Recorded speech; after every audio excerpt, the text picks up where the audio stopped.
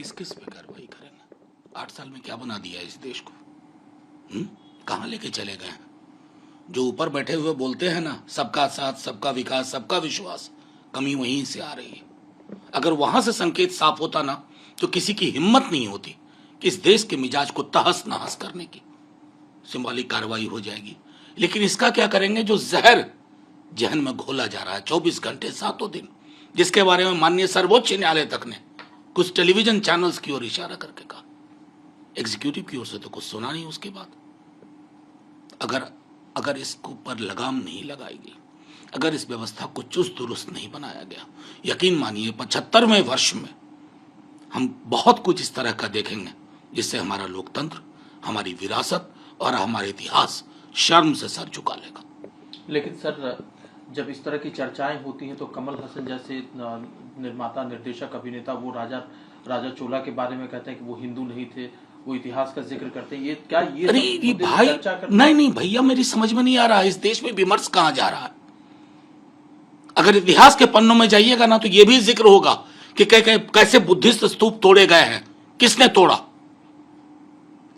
वो मध्ययुगीन, पूर्व मध्ययुगीन हिंसा का इतिहास रहा, उसमें घुस करके क्या टटोल के निकाल रहे हैं, समुद्र मंथन कर रहे हैं वहां।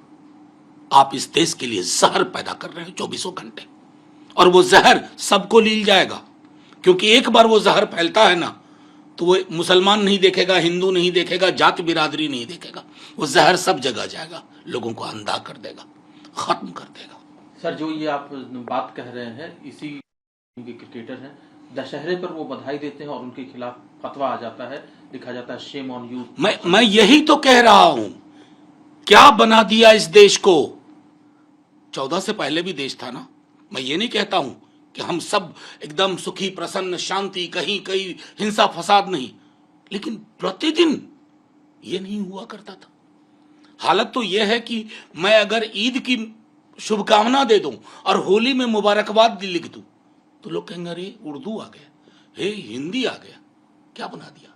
भाषाओं को लड़ा रहे हैं, कौमों को लड़ा रहे हैं, इतिहास को लड़ा रहे हैं, इतिहास के हीरोज को एक दूसरे के खिलाफ लड़ा रहे हैं। हासिल क्या होगा? शून्य बटा सन्नाटा। देश का नुकसान होगा। आप तो आज सत्ता में, कल नहीं होंगे, लेकिन देश का जो नुकसान होगा ना, उसकी भरपाई नहीं हो पाएगी। सर, दिल्ली के मुख्यमंत्री टिप्पणी है, उन्होंने कहा कि एलजी साहब मुझे जितना डांटते हैं उतना तो मेरी वाइफ भी मुझे नहीं डांटती है। इस तरह की टिप्पणी अगर मैं समझता हूं उन्हें परहेज करना चाहिए था। ये परहेज का विषय था, कहने के 100 तरीके और हो सकते थे, और ये बिल्कुल उस तरह की बात है जैसे हम अपने गॉसिप में लोग जैसे मजाक में, वो चीजें लोक विमर्श में नहीं आनी चाहिए, ये नुकसान होता है। उन्होंने ये भी कहा है कि आज सुबह जो ट्वीट किया उसमें ये भी कहा है कि 3 महीने में 500 से ज्यादा सीबीआई और ईडी की रेड हो चुकी है, 300 से ज्यादा ऑफिसर मनीष सिसोदिया के पीछे पड़े हुए हैं, लेकिन अभी तक कुछ भी नहीं हासिल नहीं हुआ। वो तो हम तो जब उनके खिलाफ ये वेंडेटा पॉलिटिक्स होती है तो बोलते हैं।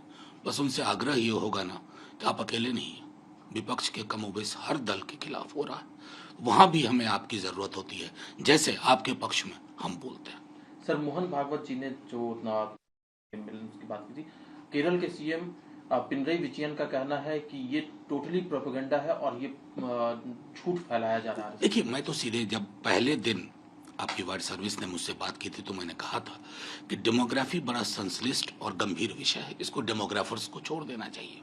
जितनी हमारी समझ है, पिछली जनगणना का एनालिसिस हुआ है, हमने डिकेडल रेट ऑफ ग्रोथ देखा है, उसका डिक्लाइन का अलग अलग कम्युनिटी में क्या है, और अभी तो हाल में कुरैशी साहब उनसे मिल के आया, संभवतः किताब भी अपनी दी होगी, पॉपुलेशन मिथ।